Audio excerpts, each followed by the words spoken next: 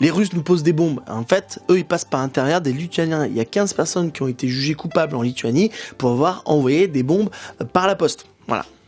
Donc faites gaffe quand vous ouvrez un colis. Bon, moi je reçois rien, donc ça va, j'ai pas de problème, j'ai pas de flip. Les bombes étaient dans des coussins de massage. Donc si tu veux te reposer à massage, attention, tu peux exploser. T'es bien ton massage? J'en suis mort. Bon, pas tellement que j'étais bien. Ils ont se rendu compte qu'il y avait des explosifs dans les colis, c'est parce que ça a fait exploser les entrepôts. Voilà, parce qu'en fait, ils ont été trop tôt, ou peut-être parce que la poste a mis trop de temps pour te livrer, comme quoi c'est peut-être pour ça que la poste met trop de temps pour livrer, c'est pour te sauvegarder, mon pote. Et monsieur, ça fait 2 mois que j'attends mon colis. Oui, mais c'est pour te sauver la vie, ok. Puis ils ont trouvé les bombes, ils se sont dit, ah tiens, il y a un problème, et puis ils sont remontés à Lituanie, et puis après ils sont remontés aux Russes, quoi. Voilà.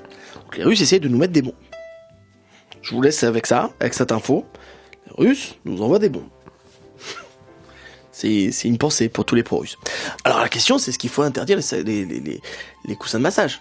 Moi, je pense qu'il faut interdire les coussins de massage, et même, je pense qu'il faut aller dans les salons de massage. Et dire, tiens, cool, y a pas de bombe là-bas, et je me fais masser par une fille. Voilà. Pas forcément de happy ending, ok? Poutine, au final, il vient d'inventer le Amazon Prime explosif. Tu vois, il y a plus de guerre, on n'envoie plus d'avions. C'est fini.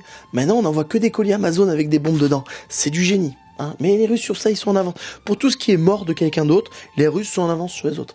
Ça, on pourra jamais leur enlever. Et après, en plus, même Poutine, c'est là où tu vois le capitalisme avance, c'est qu'il sous-traite des gars. Il sous-traite des gars pour envoyer les bombes à sa place. Et ça, c'est fort. Ça, c'est fort.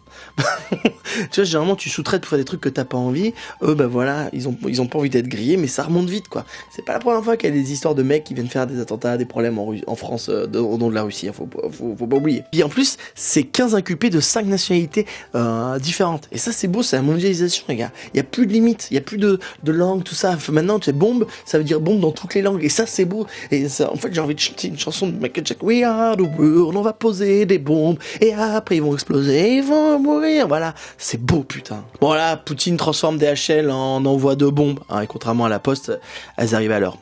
Merci d'avoir suivi cette émission, j'espère que t'as bien aimé, n'oublie pas de t'abonner, à liker, bien entendu, ça me ferait extrêmement plaisir, et dis-moi en commentaire quelle est l'info que t'as préférée et sur laquelle tu veux réagir, voilà. Allez, ciao.